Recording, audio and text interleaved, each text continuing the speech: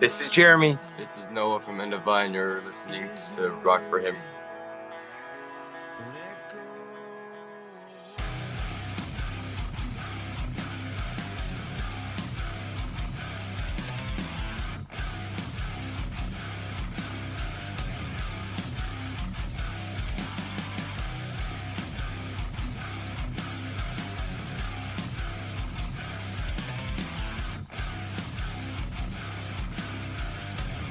Hey, everybody, welcome to another episode of the Rock for Him podcast.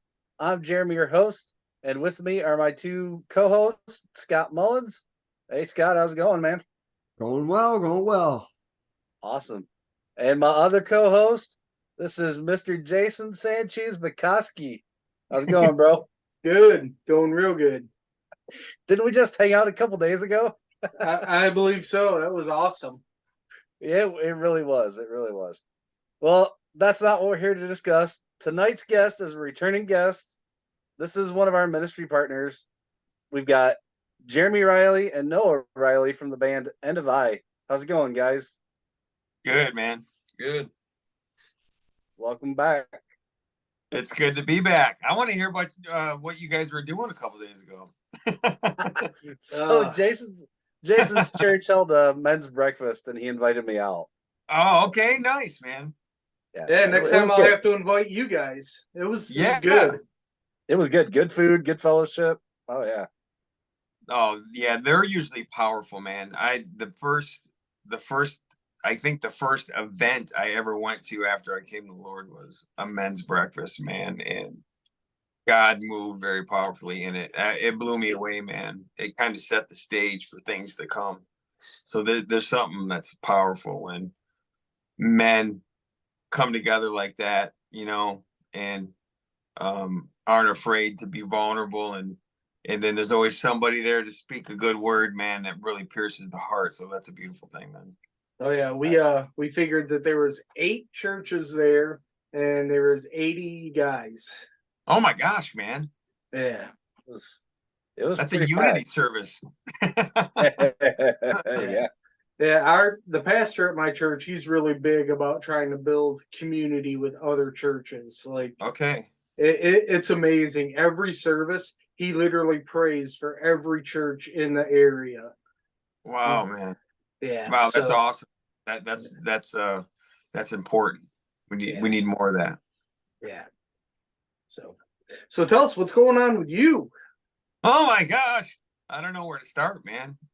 It's since the last time, I think we were just finishing up recording 3 songs. And so as far as the music's concerned, the 3 songs are finished. We released Our Cry, as you guys know, before summer.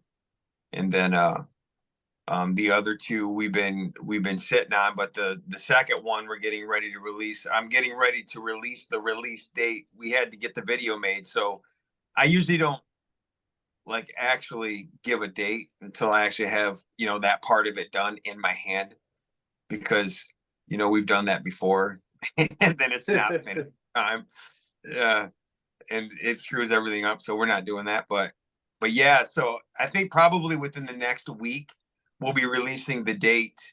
It'll be within a month. We'll have a new song, and then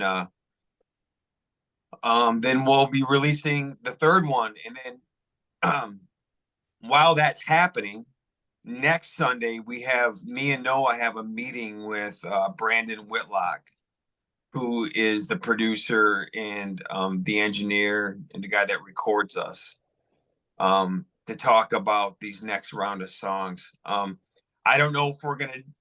I mean, originally we wanted to do like 3 or 4 songs and just knock them all out, but we have a couple of what we would consider bangers, and they're heavy.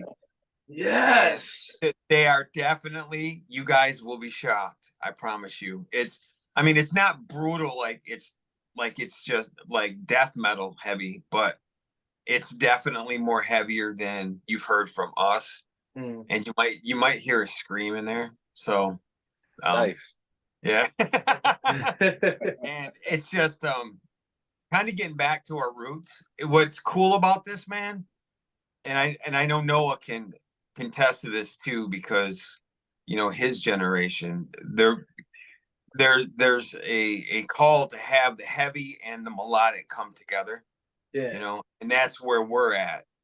We want to be able to release that heavy sound that we love, but at the same time have a worshipful chorus, but it still be heavy, melodic, but impactful, but then be able to jump into some gnarly, nasty riff and then come back in it. So that's been the goal from the beginning, is getting to this point where we can merge those two sounds together, and it can be worship, and it can be a cry.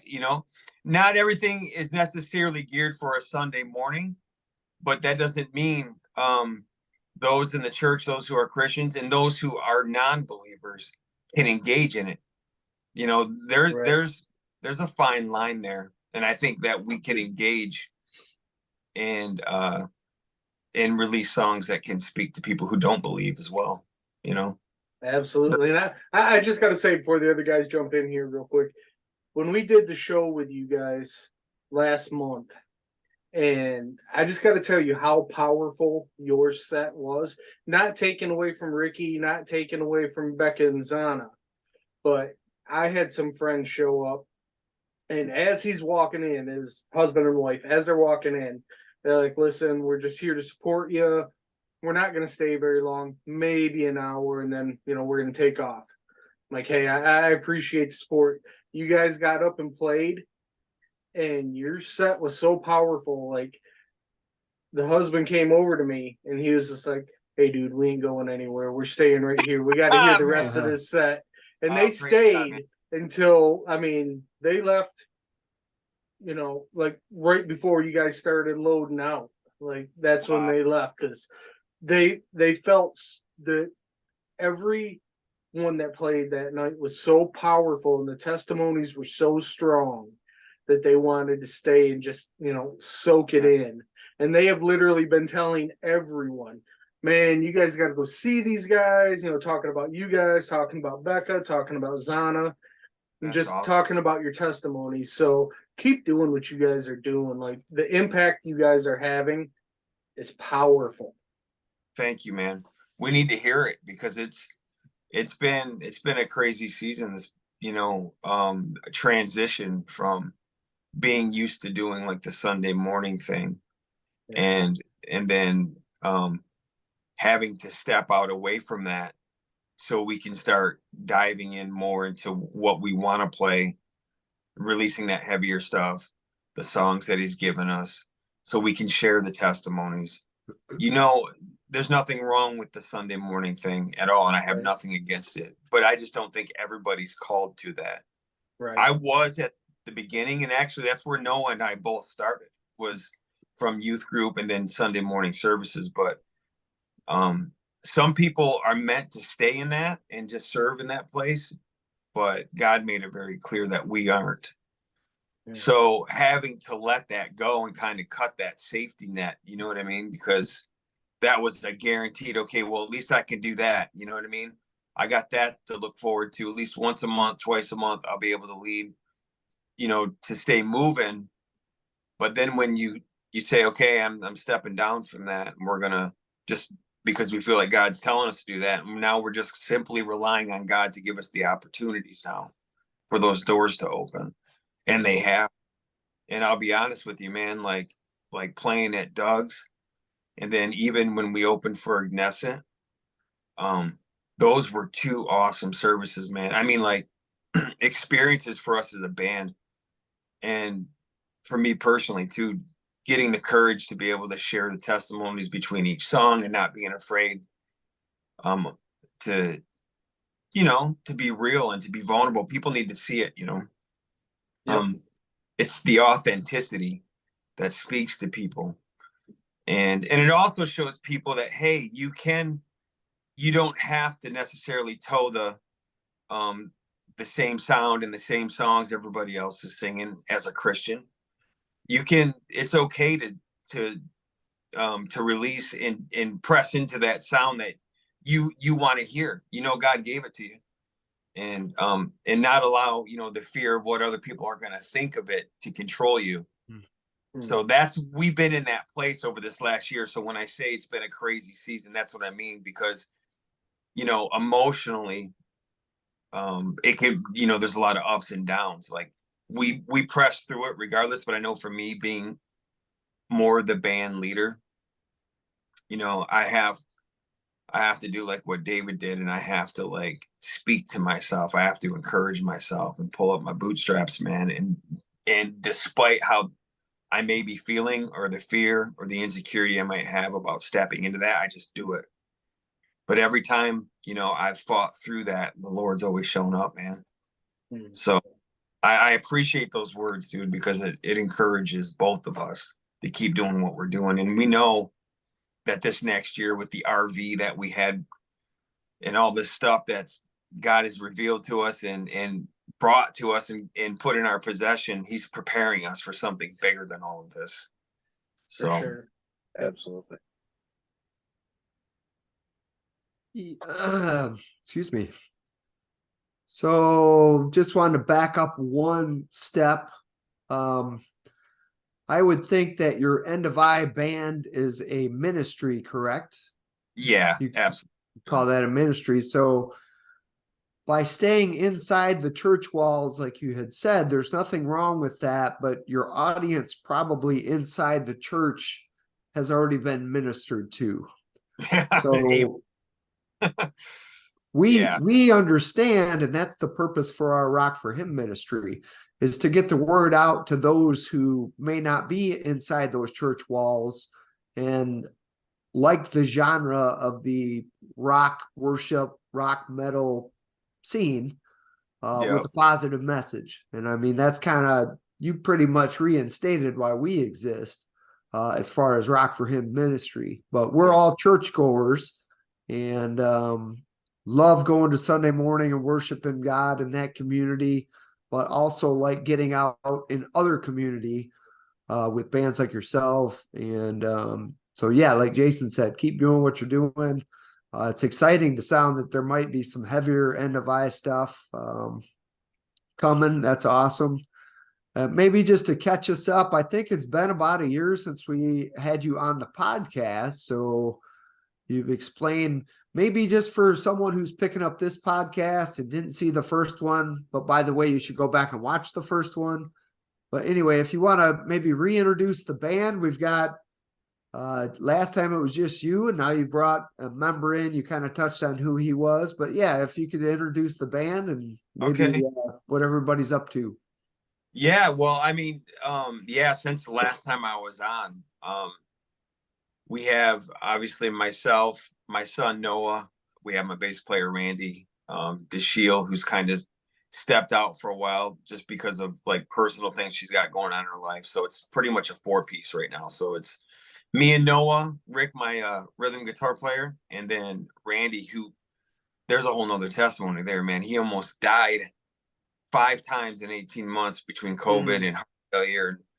He came through it, man. It was an absolute miracle that he made it, man. But we're gonna eventually have to do a podcast with you guys with the other 2 here as well.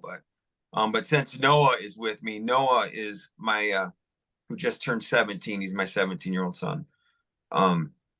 He is the drummer of End of I. He's been playing drums since you, well, 2.5. Yeah, 2.5. You can find I'm sure you can find a couple of YouTube videos that I had posted back when I was in my old band. This is a pre-Jesus. But yeah, no, it was 2.5, and it was clear that he was going to be a drummer then, and we got video of him playing and whatnot. But once God pulled me out of the band, one of the first things that was spoken to me over my family was that God was going to use all of us. And at the time, it didn't make a whole lot of sense because all my kids were little. I mean, Noah was only 2, 3, I think, at the time. Not realizing that, you know, there was going to be a much longer span in time before things actually manifested. But yeah, so Noah made his first drumming debut on a kit in Honduras when we had no drummers left. I had a worship band. Well, my band was doing Sunday morning worship, and I had a whole different lineup of people at that time. And we got asked to go to Honduras, and everybody said yes. But then within 3 weeks, everybody bailed, including the drummer, who I really needed because he was Latino. He was going to be a translator. So it was me and Randy, my bass player. And at that time, I think Randy said it before I could even think it. He was like, well, why don't you just grab Noah? You know, Noah was 12. He could definitely keep a beat. He just had no experience playing with us as a band because I had this other drummer he was older, and He was like 20. yeah, he was 20, and he was like the drummer of our church, so it just made sense. But we found ourselves in a situation where I had no choice but to use Noah. So, but then there was the fear of going to Honduras because that's a dangerous place. So we were praying about it.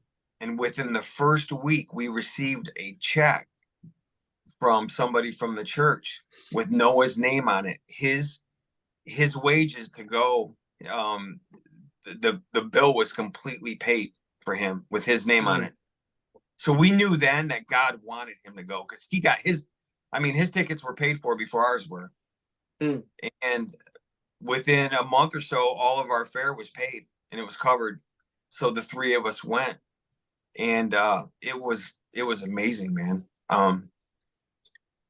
It was some of the most powerful worship and services that we've ever been a part of. And it was crazy. We get there. They had this beat up Marshall half stack for me to play with. And then they had this, what was it, a 4-piece drum kit? It was like three, like 3.5 and like some flattened out pan for cymbals. Yeah, there's no resources over there there's not like a guitar center around the corner. We're up in the mountains, but it was crazy. We did like 4 services. 2 of them were in a government ran high school where you're not even supposed to talk about the Holy Spirit or any of that. The guy that we went with, Good Justice is the organization, he had to really press the superintendent to get us in there, but he knew if we got in there that God would end up moving. So we got in there, and I just felt I had somebody translating for me, and I just began to pray over the microphone, and she was translating it, and we just said, Holy Spirit, have your way. And then the Holy Spirit broke out. I got video of it. The kids went crazy. And you know what was amazing is Noah, it was his first time actually playing like that in front of a crowd. And he had such an amazing response from the students.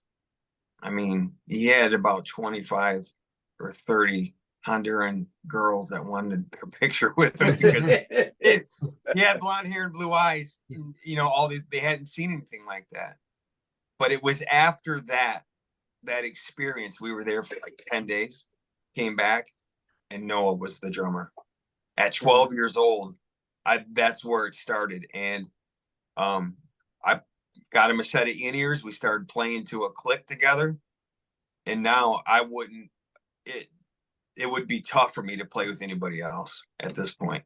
He's that good at his age. And it's all God. God gave him the gift, but I just want to boost him a little bit because he's a humble kid. But he's really amazing for his age. Absolutely. I heard a couple times at the show, how old is that kid? He's like, what, in his 20s? I'm like, no. I thought he's like 16. I'm like, no, he's like 16. Are you serious? He's only 16? Yeah. Wow. Like he's like, yeah. So it's crazy, man. And it's, you know, this is God's doing, because honestly, probably if he hadn't brought Noah up into this, there's probably a time where I probably would have stepped back from music altogether. I would have gotten to a point where it was time to let other people come in and lead worship at church and stuff. But the way the doors kind of unfolded and the way that he came up so quick, and then now with everything that's happening, we know that this is how it's supposed to be. But yeah, so that's where it started with me and him, and then once we started rehearsing and really we started writing together, and like I said, I got him playing to a click. Then we started doing Sunday mornings, and then we started doing unity services, and one thing led to another.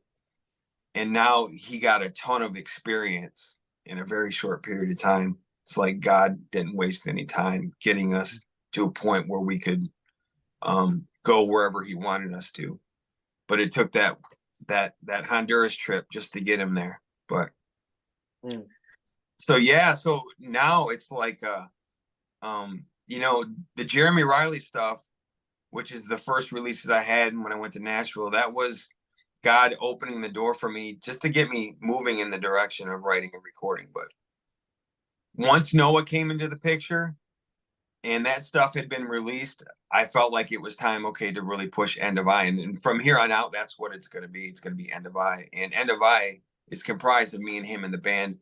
But Noah and I do a ton of writing together. In this heavier stuff, he's playing a huge part. He writes all the drums. He wrote the guitar and the drums for Our Cry, like the beginning guitar part. And with this heavier stuff, he's going to be laying down keys and some other things as well. So it's just been an amazing experience to be able to write music with your son and watch him grow in it too, and I mean, it's a match made in heaven, man. I can't, I'm still blown away that I get to do this with him. Well, good job, Dad. You've done a good job. Hey. You done good. You done good. So, yeah, I mean, last time you were on the podcast, Jeremy, we heard your testimony, but now you got Noah here. That's one of our favorite things is to hear testimony. So, Noah, we'd like to hear how you became a Christian. I mean, right now I'm like still trying to get into it. Like I'm not saved or anything, but You're saved. Well, I haven't had my experience yet. So right now I'm kind of just like going with everything, and I'm just still keeping my trust with God and just see where he leads me. And I know I'm going to do great things, and I just want to do it with God though. Yeah. That's the thing too, actually. He's had a front row seat to see like what God pulled me out of. And that's probably one of the greatest things that you could ever ask for, is for them to see it. Ultimately, we all have to have our own experience. And that's my prayer for all my kids, is for them to have that one-on-one encounter with God. And I know it'll come in their own time, but in that time, all we do is we do our best to lead them to the water, man, Yeah. and that's what we do, and Noah particularly has had a front row seat to a lot with the services that we've done and the way God has moved at some of these services. We've seen things that have blown our mind, man, like literally, like stuff you only hear about. And, I know for me as an adult, seeing that, going, wow, I can't believe that just happened. Well, I got my son here. I've seen people I've seen demons get cast out of people. We had a front row seat to it. So it's things like that, that they had, that he has, that my kids have seen, and my kids have been subject to, and plus going out and loving on the community. Those are things that I didn't even have, but God got me, so, but yeah, I'm thankful that they've been able to come along and have a front row seat to what God is doing, especially in Flint right now. Absolutely. I know I keep going back to this, but there was a couple of powerful moments at the show last month that I just wanted to point out to you. One, you guys were up playing. You were given one of your, it was a testimony. I don't quite think it was your main testimony that you give, but you were speaking in between songs, and you you like stopped and you like were fighting to find the words. And you could just see the tears were welling up in your eyes. And you just kind of looked over at Noah. Like, I remember, I wish I would have taken a picture, because I remember you turning and looking back at him. And then you just turned and went right on with what you were saying. And it was like that moment right there. I don't know if you remember that moment. I But do. I remember It that. was absolutely just one of those powerful moments that just takes your breath away, because you could see the emotion welling up in you, and you just turned and looked at your son, and it was like right then you were right back to where you needed to be, and you finished what you were saying. Like, that moment for me was like one of the best moments I have ever had at a concert like that, during a worship show, just seeing, Dad coming through at that point, drawing that strength. And Man. then the second moment was when we were all praying with everybody, and I get done praying with the guy ahead of me, and I look up and I see you and a group of guys over in one corner, heads bowed, praying. I look over in another corner, group of guys praying.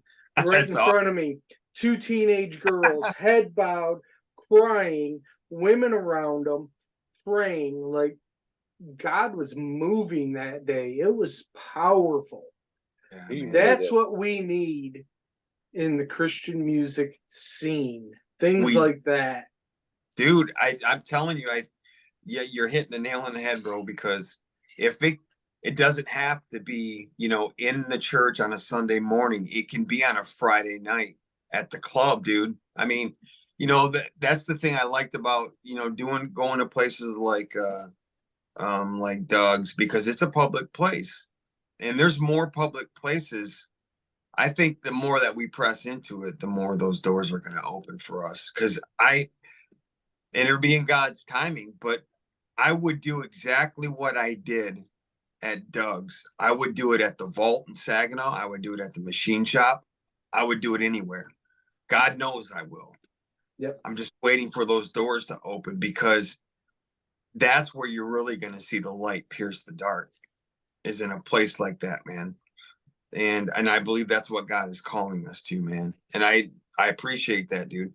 And that moment when I looked back at Noah, I remember that, because sometimes I forget to share this, but the night I came home, the night God healed me from my drug addiction, when I walked through the door, my wife was 6 months pregnant with Noah. And God healed me that night 3 months before he was born. So it's like, to see where I was at that time, to remember what that felt like, and then to see where Noah is right now, and all my kids. I'm beyond grateful, dude. That's all I can say. That's awesome. That's awesome.